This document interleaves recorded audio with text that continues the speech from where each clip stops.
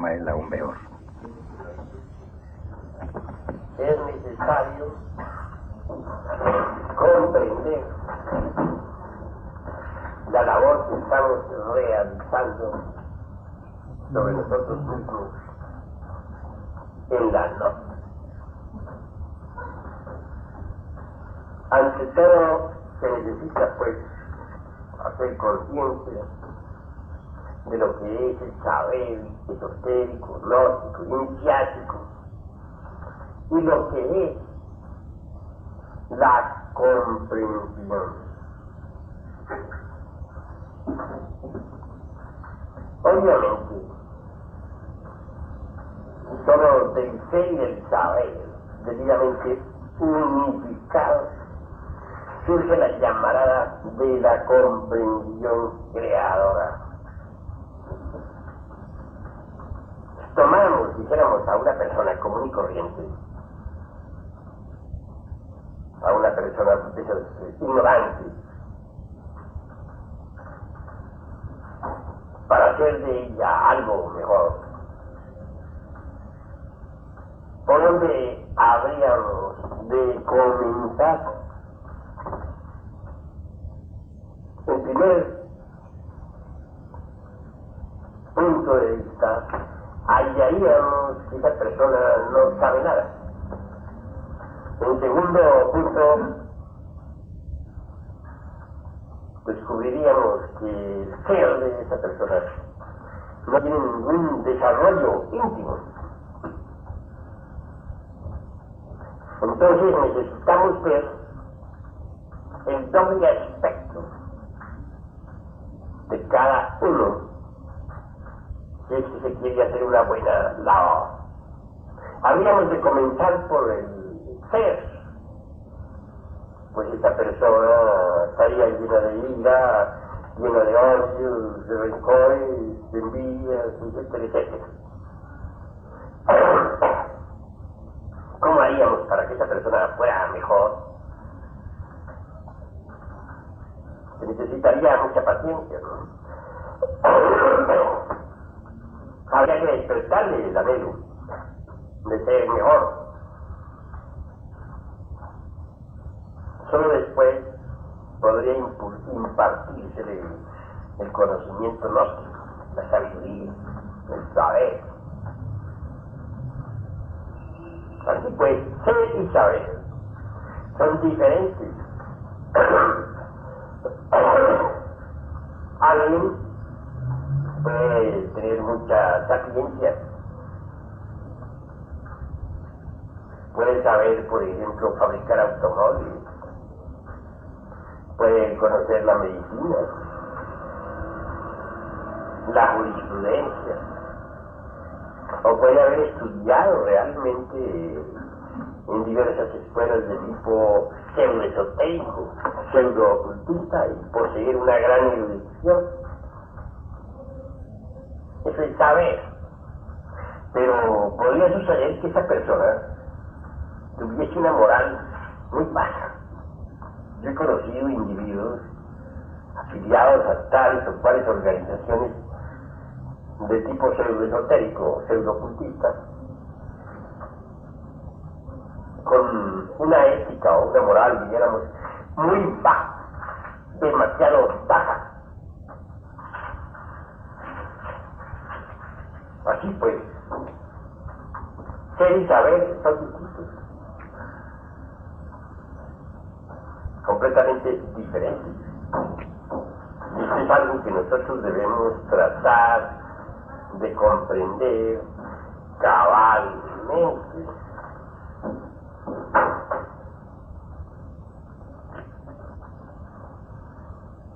Incuestionablemente,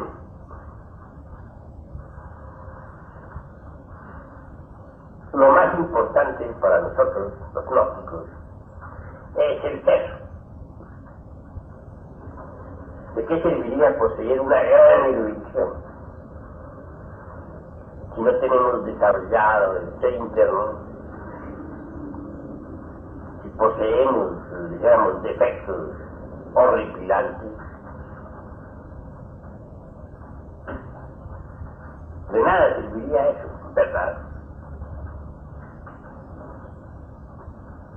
alguien que ha estudiado muchas obras de lecciones esotéricas y sin embargo es capaz de robar, es capaz de fornicar, de adulterar, pero obviamente puede saber mucha yoga, puede haber leído mucha teosofía.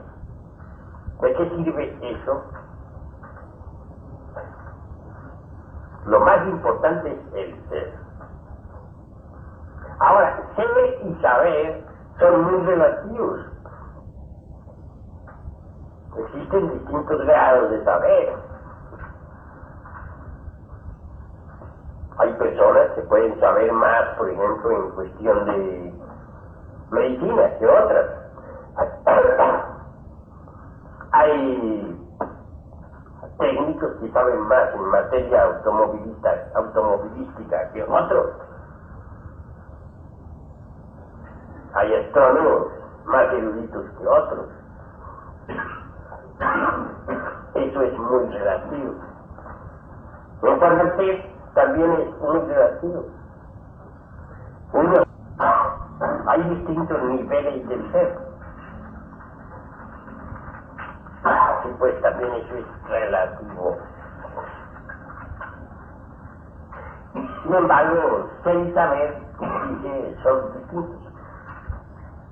De alguien que tiene un conocimiento, por ejemplo, en materia de cosmografía, diríamos que lo que conoce es verdadero o es falso. De alguien que tiene un conocimiento grande en geografía, podríamos decir que su conocimiento está exacto o equivocado. Pero en cuestiones del ser no cabe eso de verdadero y falso, equivocado o exacto, sino bueno o malo. Fulano de tal es un buen hombre, Mangano es un mal hombre. Y si es muy erudito y muy sapiente, pero es un sujeto malo, se dice de él que es una mala persona. Pero si es un sujeto bueno, se dice de él que es buena gente. Así pues eso es diferente. Los términos para designar pues al ser o para designar al conocimiento son diferentes.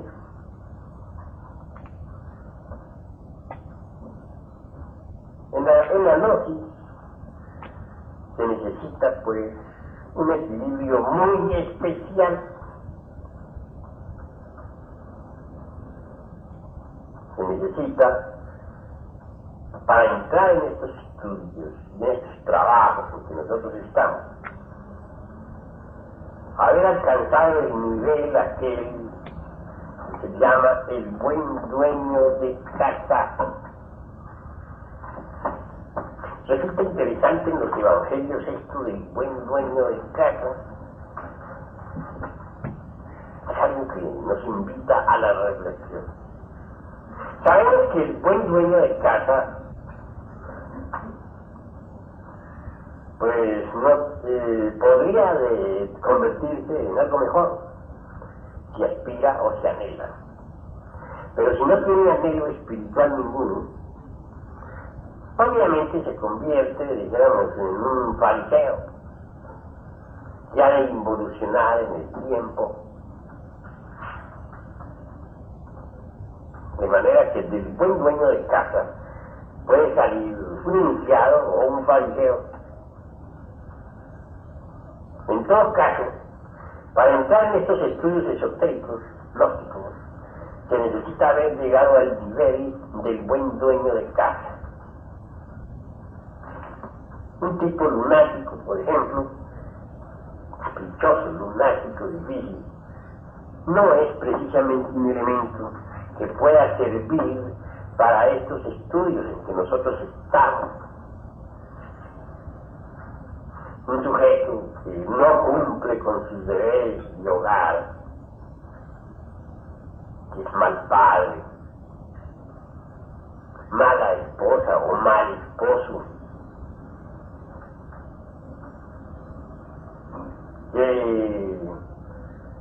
trata mal al cónyuge, sea este hombre o mujer, o que abandona su hogar por tal o cual motivo, incuestionablemente no es un buen dueño de casa. Claro, en lo que yo estoy diciendo caben ciertas excepciones muy justas, pero hablo en el simple estilo general,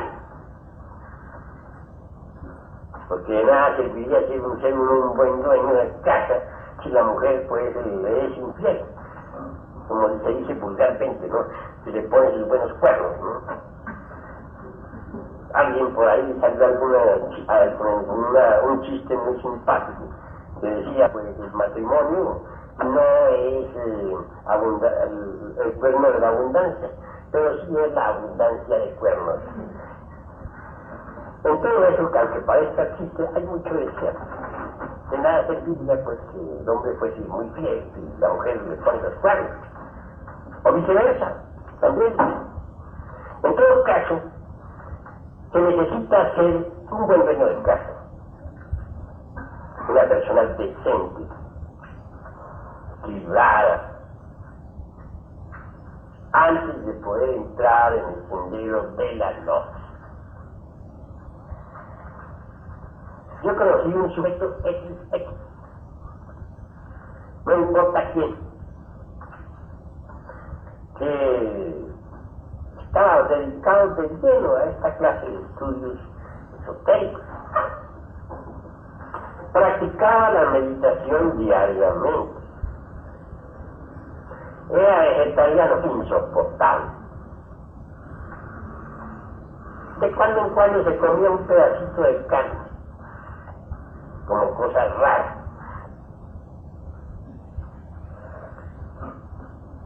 Quería que llegara el padre y así lo manifestaba. Cuando conoció al gran arcano, porque nosotros hemos divulgado esa enseñanza,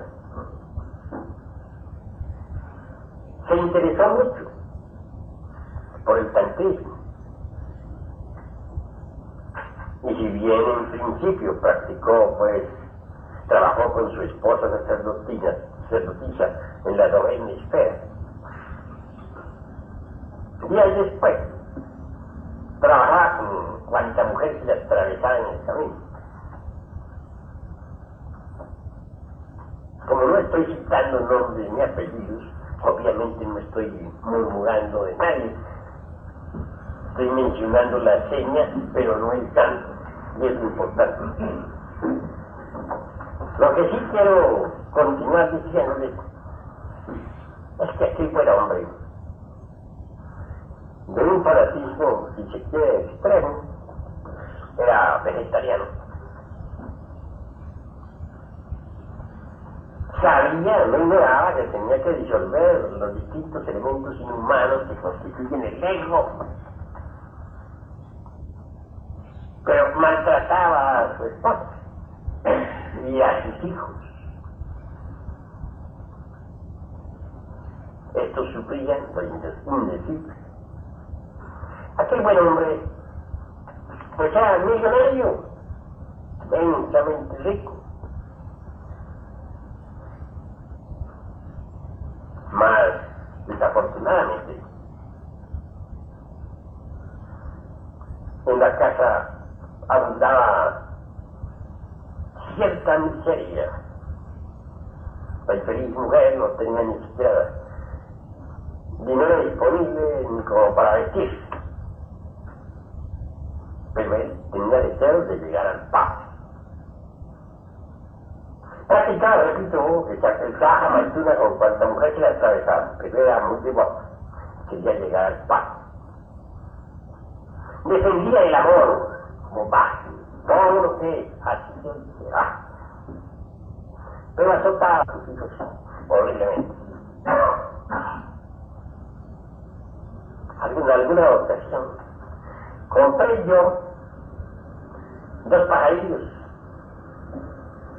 Por ahí un vendedor de aves que pasaba cerca Me los ofreció y los compré. No los compré con la intención de mantenerlos encerrados toda la vida en sus casas. No. Los compré con la intención de enseñarlos a volar porque ya habían perdido, pues, esa habilidad. Y después de que ya supieran, ponerlos en libertad. Durante algunos días los solté de la jaula dentro del apartamento donde vivían y estos volaban deliciosamente. Yo me sentía muy feliz viendo aquellas ancianas. No aguardaba sino que tuvieran práctica para poderles ya abrir las ventanas. Pues el vuelo era muy torpe todavía. Un día de los tantos, aquel buen hombre compadecido de aquellas aves llegó a mí diciendo: vengo a pedirte compasión por esas criaturas que tienes encerradas en esa jaula prisionera sin haber cometido ningún delito. A pedirte las sueltes en libertad. Y después las compré para eso, para soltarlas en libertad. Se las compré a un vendedor de aves. Ahora me pregunto, ¿por qué no haces lo mismo? Por ahí pasan tantos que venden pájaros. El hombre guardó silencio. Nunca vi realmente que él hubiera abogado por esas aves. Era inmensamente rico y nunca faltaban realmente por allí vendedores de pájaros. Era fácil comprar una jaula y poner en libertad las aves. No, él solamente se fijaba en mi error. Pues, al fin un día cualquiera, no importa cuál, ya las avecillas estaban listas, abrí la ventana para que se fueran, partieron ellas naturalmente. Jamás sucedió. Ya las había entregado desde el vuelo y pudieron irse dichosas. Claro, parece que mi amigo se sintió muy aliviado por haber puesto a esas aves en libertad, pero jamás vi que él hiciera lo mismo. Tantos vendedores de pájaros que hay por las calles del Distrito Federal, tantos que pasaban por aquella casa, nunca le vi comprar unos pájaros de esos. Pero él aspiraba a llegar al lugar. Trabajaba en muchos ejercicios esotéricos, etcétera, etcétera. Bueno, cualquier día de esos tantos murió pues el padre de su esposa, es decir, su suegro. Claro, le dejó a su esposa pues una rica fortuna. De inmediato exigió a su mujer le entregara todo lo que ella había recibido como a él. Se lo entregara a él. Porque no era su marido y él era el que debería tener ese capital en su poder.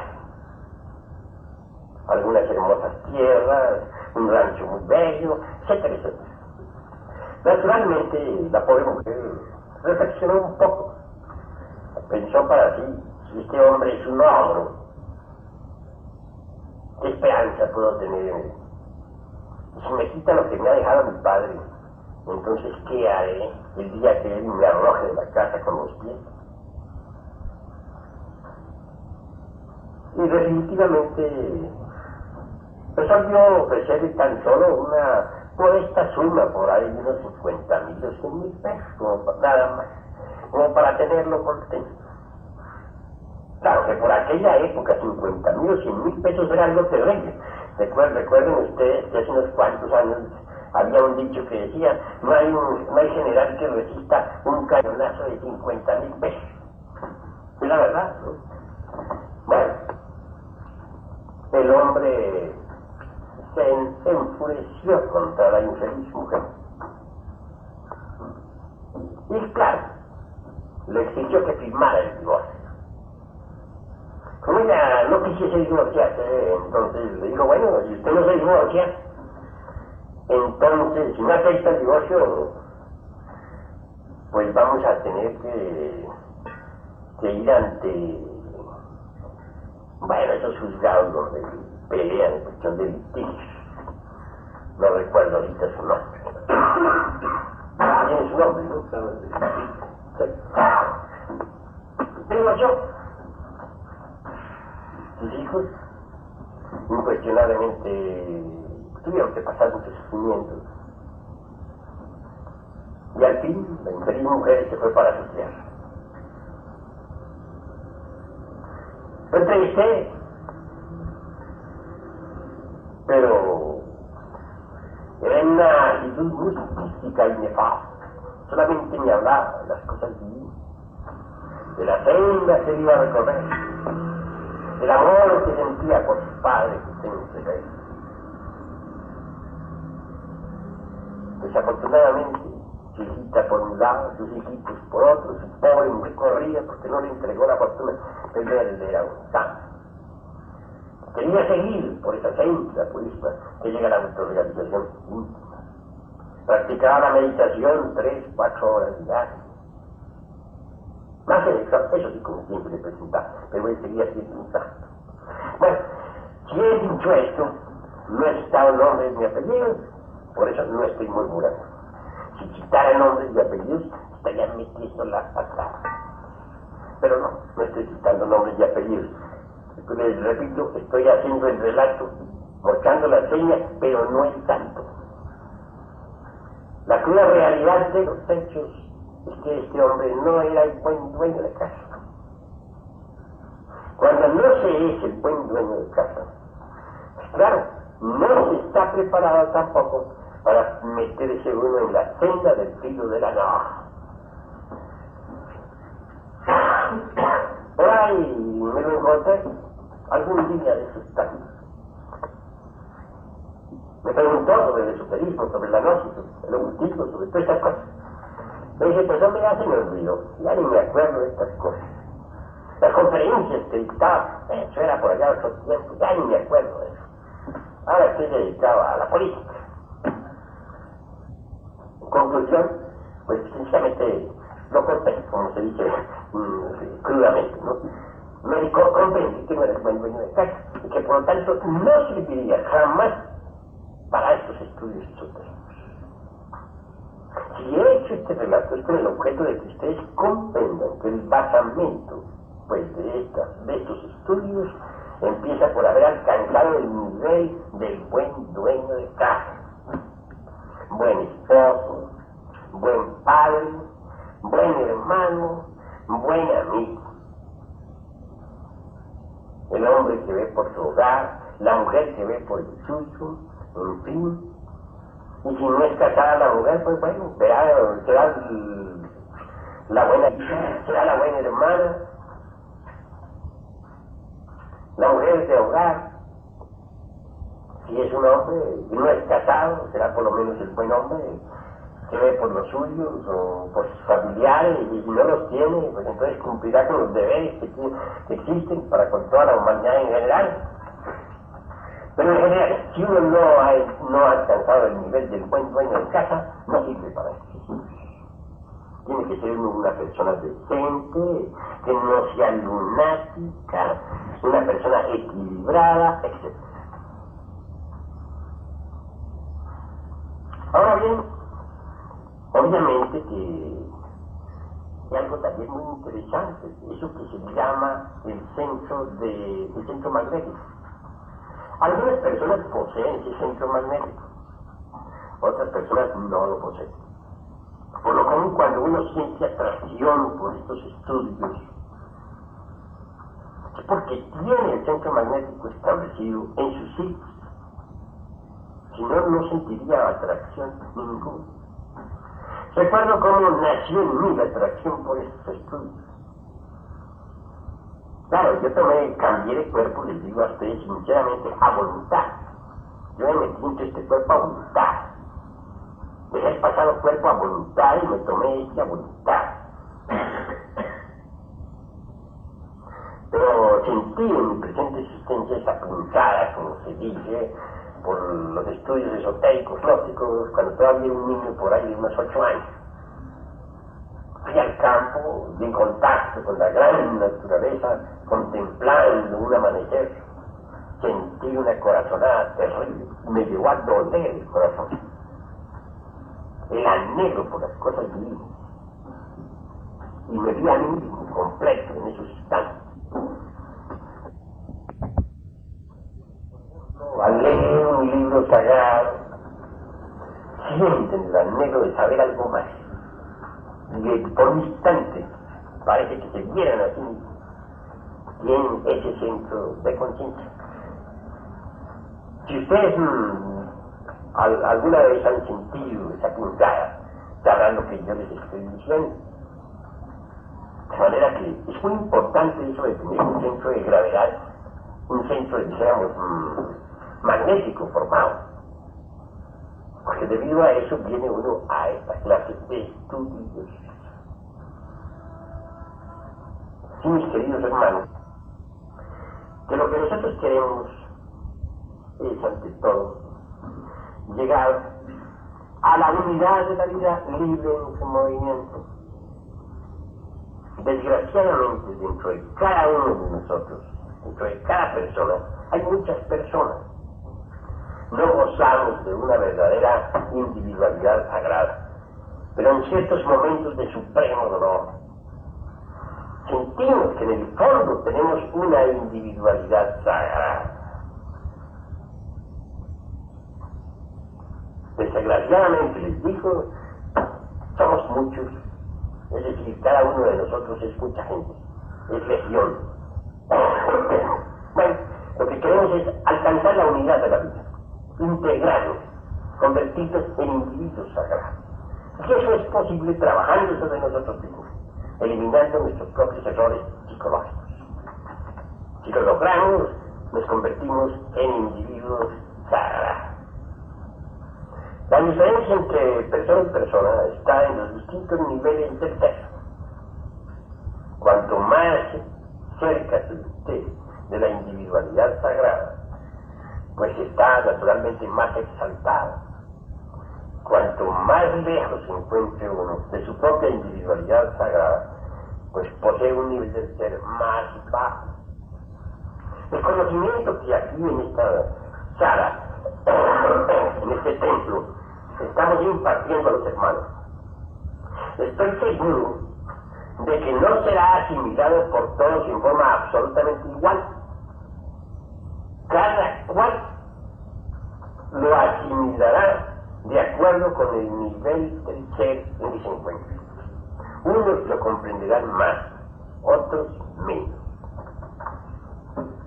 Es imposible que todos lo comprendan o lo asimilen en forma igual.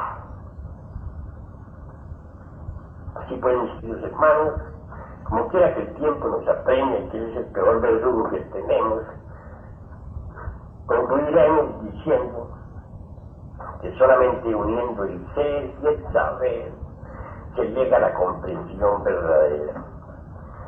Y que solo con comprensión verdadera podemos trabajar sobre nosotros mismos para pasar a un nivel del ser o a otros niveles del ser más elevados. Necesitamos hacernos íntegros, unitotal. Y eso solamente es posible subiendo por los distintos escalones del nivel, de los que forman los niveles del ser. Al escuchar pues esta plática, no olviden la necesidad de ser ante todo personas equilibradas, no lunáticos, ni tampoco malos dueños de casa. El sendero comienza en la casa. Y si las condiciones que tenemos en la casa son nefastas, pues tanto mejor para nosotros. Quiere decir que el gimnasio es superior. Cuando uno vive en función del trabajo esotérico y para el trabajo esotérico, obviamente, mientras más duro esté el gimnasio, tanto mejor. Hasta aquí, mis queridos hermanos, porque como ya les dije, el tiempo nos apremia. Vamos a hacer nuestro ritual.